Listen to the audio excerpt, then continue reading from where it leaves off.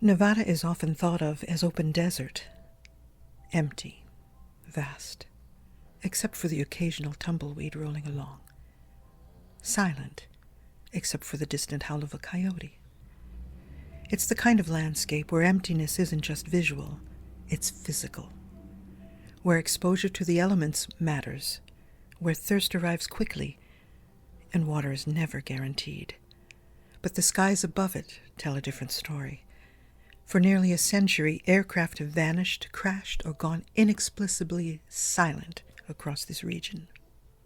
This isn't a video about superstition. It's about geography, human perception, restricted airspace, and what happens when all three intersect.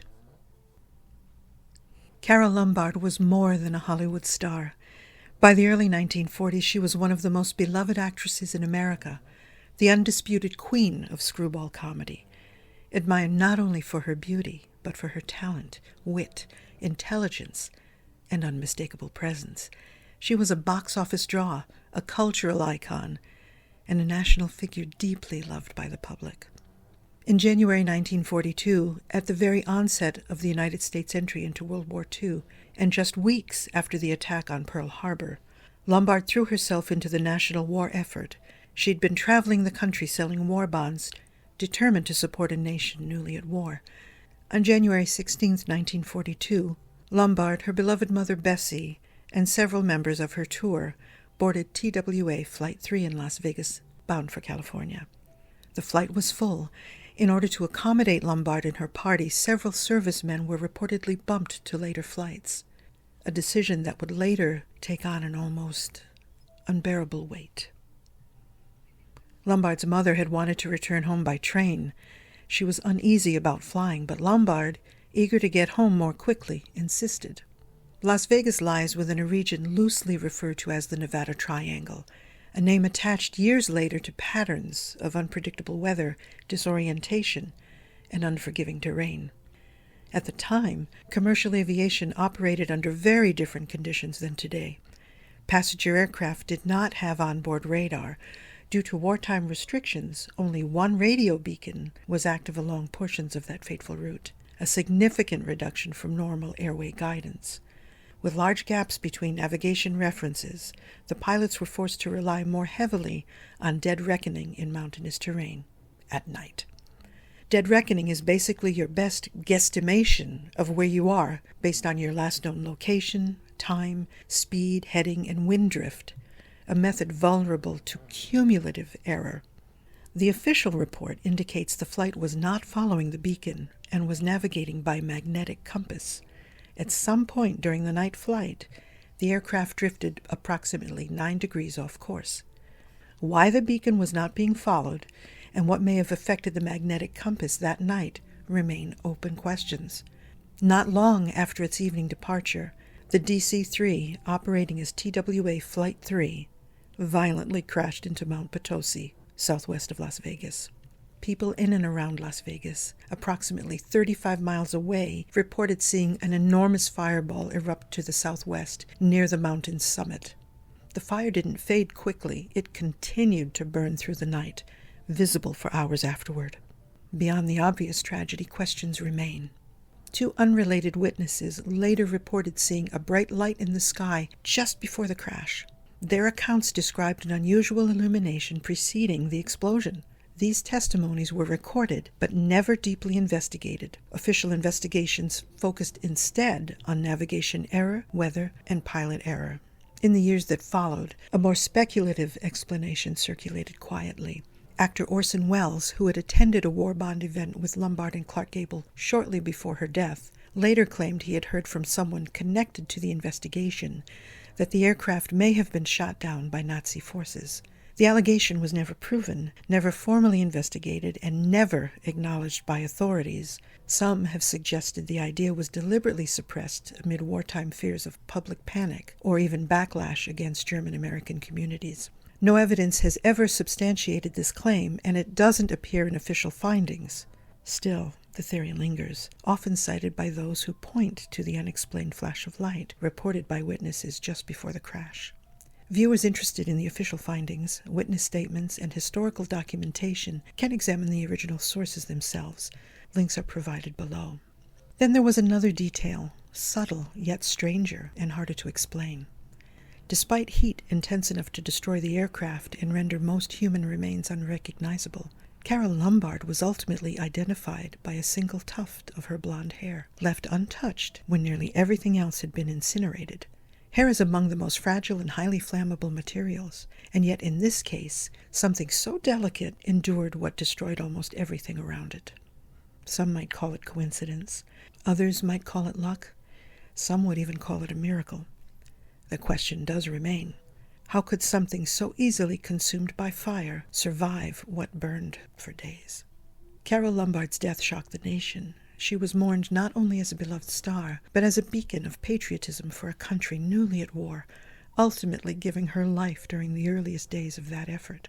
Her story has also become something else. Not only a horrific tragedy, but one of modern-day threads in a larger pattern of aviation loss and unanswered questions tied to Nevada's skies and landscape.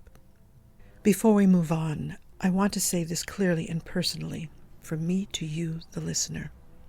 Mount Potosi is sacred ground. It is, in every meaningful sense, a grave site. The force of the impact and the intensity of the fire meant that not all remains could be recovered. Much was consumed. What couldn't be gathered became part of the mountain itself, carried into the soil, the rock, and the wind over time. This is not just a historical location.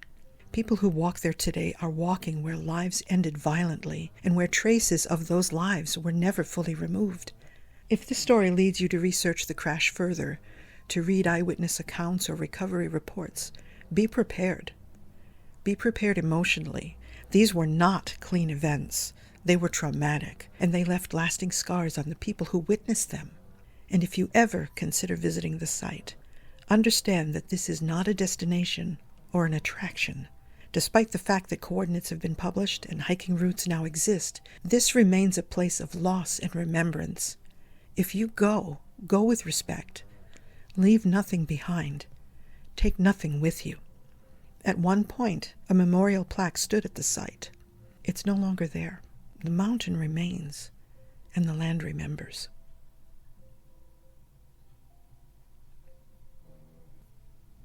Like other regions marked by repeated loss, such as the Bermuda Triangle or Japan's Devil's Sea, Nevada too carries a reputation that often outlasts explanation.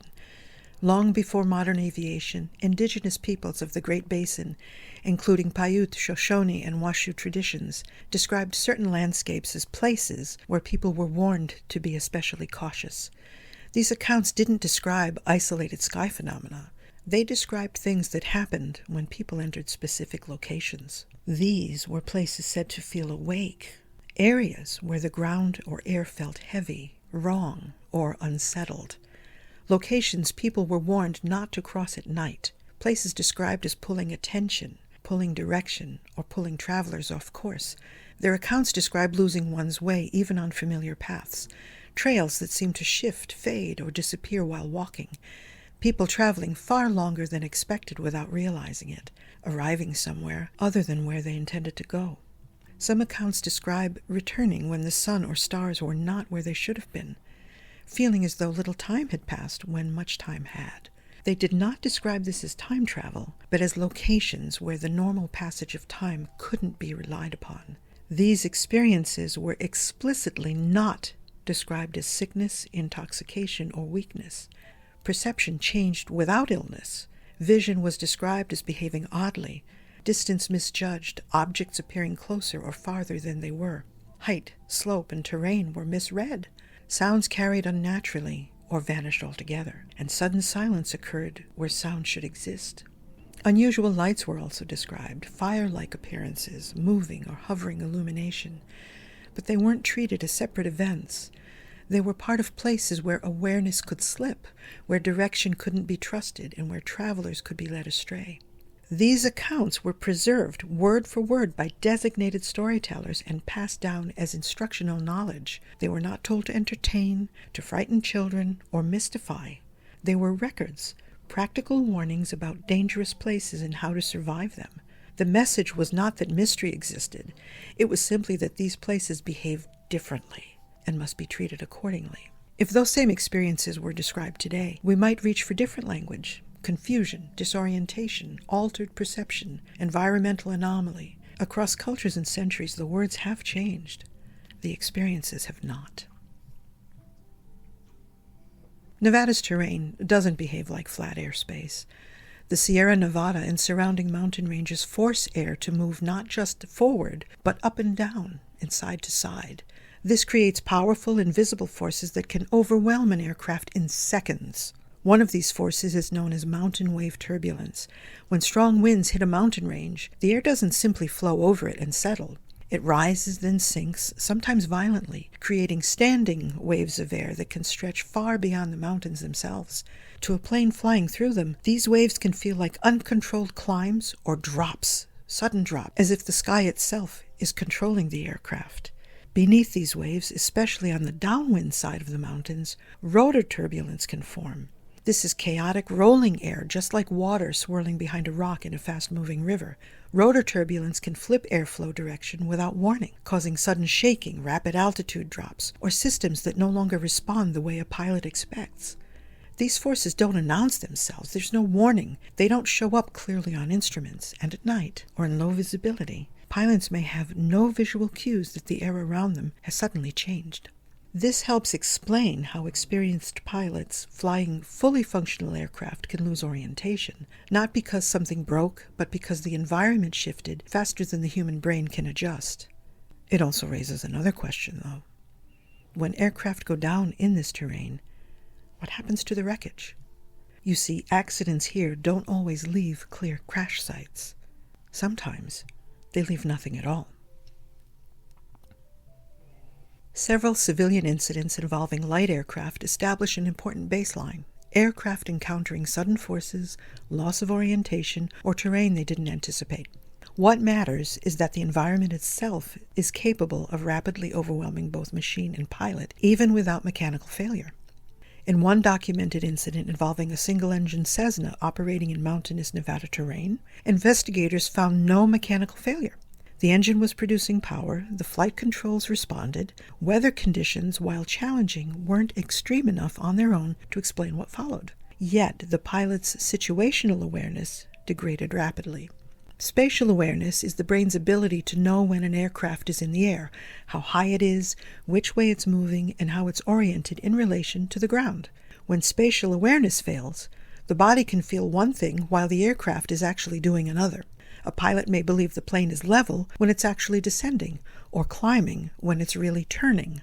Once those internal signals fall out of sync with reality, even experienced pilots can make decisions that, in their mind, are logical, but tragically incorrect. The Cessna remained under control, but control was based on incorrect perception. Investigators classify the outcome as controlled flight into terrain, or CFIT.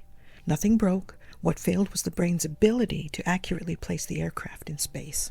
Reports like this are publicly available, and links are provided below for viewers who wish to examine the findings themselves. This case establishes something critical. The environment alone was capable of overwhelming a trained pilot flying a low-speed, non-experimental aircraft. No secrecy, no classified systems, no extreme maneuvers, just terrain, airflow, and perception working quietly against human awareness. There's the baseline in plain sight. Next, what happens when the aircraft is larger, heavier, and faster, manned by trained military professionals? These are not rumors. These are documented incidents. In 1948, a U.S. Air Force B-29 Superfortress was conducting a routine training flight over southern Nevada when it struck the slopes of Mount Charleston, northwest of Las Vegas, killing all on board. This was not an experimental mission. The B-29 was a heavy, long-range bomber flown by a multi-person, highly trained crew operating within established procedures in familiar airspace. Investigators didn't identify a single catastrophic mechanical failure. There was no evidence of engine loss severe enough to explain the impact. Flight controls were not reported as unresponsive. The aircraft remained under control until it wasn't. The crash was ultimately declassified, again, as controlled flight into terrain, a conclusion that describes the outcome, not the initiating cause. In reviewing the region and conditions, investigators noted the environmental factors that are known to affect aircraft in mountainous terrain, again, particularly at night. These included mountain wave turbulence, powerful downdrafts, rapidly shifting airflow generated as winds moved over steep ridgelines. At night, when visual references are limited, altitude illusion becomes a serious risk. Terrain can appear farther away than it is. Descent can feel level. The ground can rise faster than the mind anticipates. These factors were discussed as possible contributors to the crash, not definitive causes. Notably, in this case, there were no reports of unusual lights, no confirmed instrument failure, and no unexplained radio transmissions. In other military losses, terrain wasn't the factor at all. Perfectly calm water erased depth perception, turning reflection into illusion, and leaving pilots without a reliable visual reference for altitude.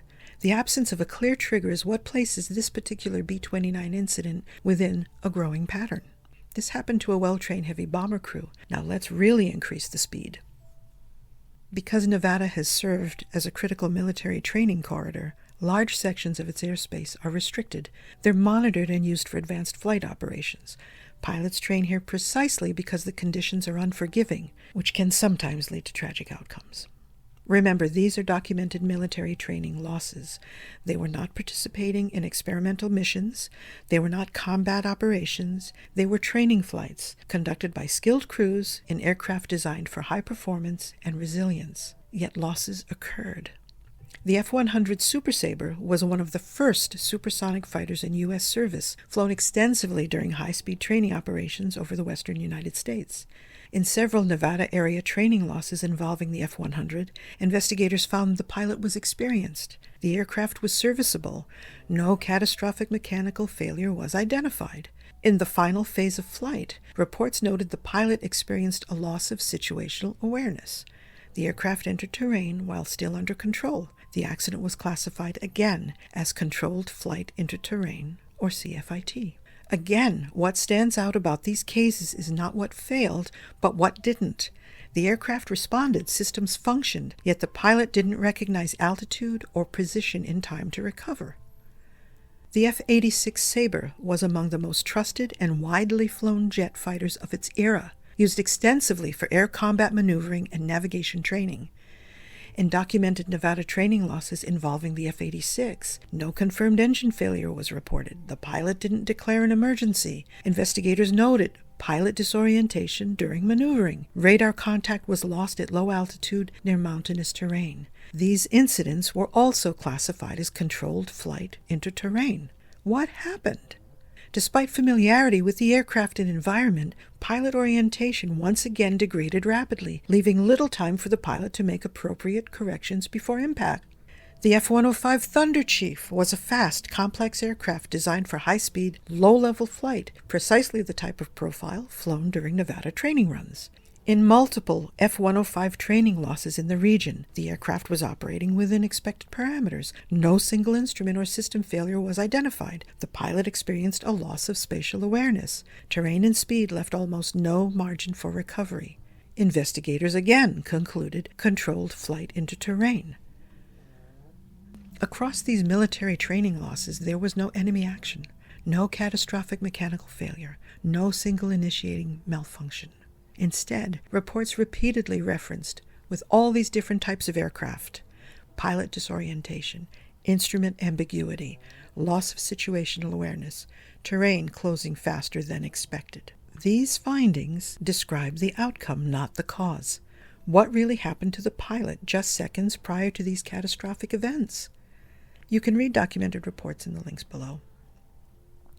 When reports say a pilot experienced disorientation or difficulty maintaining orientation, they're describing a moment when the brain's senses no longer agree, when what the eyes see, what the body feels, and what the instruments indicate don't line up. In those moments, a pilot has only seconds to decide which signals to trust.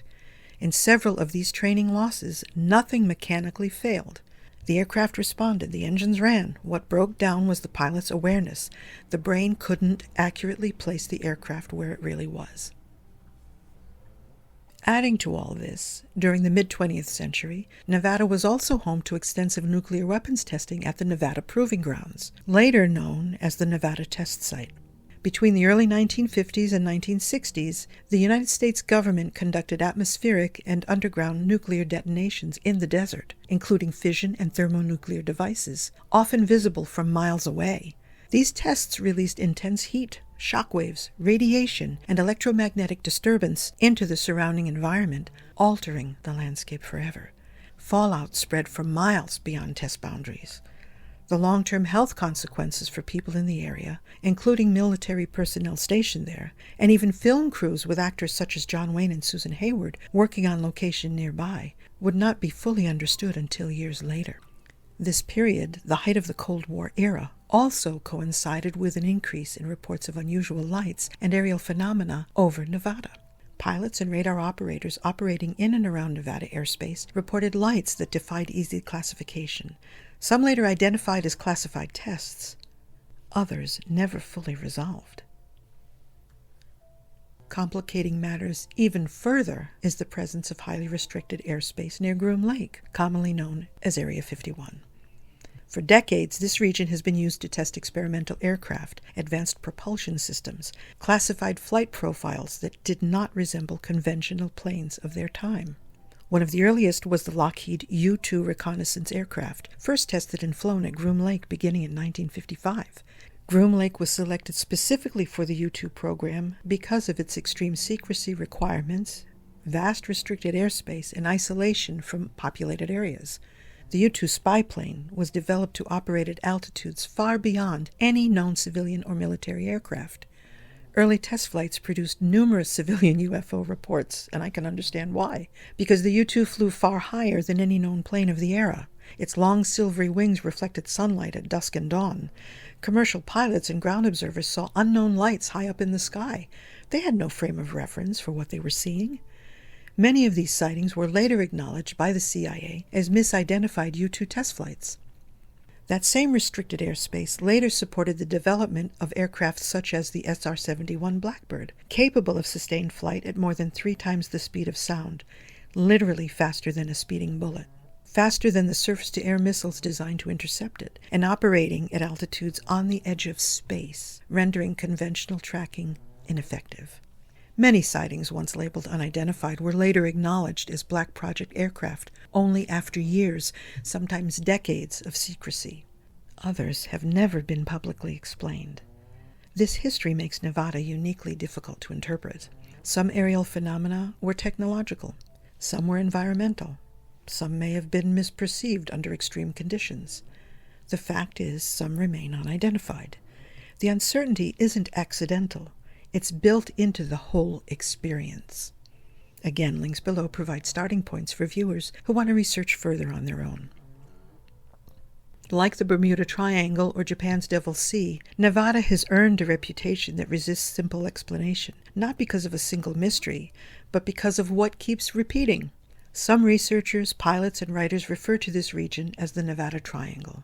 It is not an official designation. The triangle is commonly described as spanning Las Vegas, Reno, and the remote central Nevada desert, with Mount Potosi and surrounding airspace within.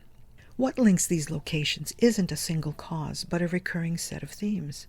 Again, aircraft entering the region under normal conditions, perception narrowing, orientation slipping, and outcomes that escalate with little warning. As we mentioned, long before modern aviation, indigenous peoples of the Great Basin spoke of lights, fire-like appearances, and spiritually charged locations tied to specific landscapes. Decades later, civilian witnesses described strange illumination in the sky seconds, moments before the Carole Lombard crash. In the Cold War era, pilots and radar operators reported lights that defied easy classification. The Nevada Triangle is not a claim of the supernatural. It's a pattern-based term used to describe results that feel incomplete, unsettling, or unresolved. However one interprets it, Nevada's skies have repeatedly proven willful and indifferent to human plans. They don't need myths to be unsettling. Again and again, trained flight crews have flown aircraft into this airspace, flying normally until their awareness narrowed, parameters tightened, and the land itself became the final victor.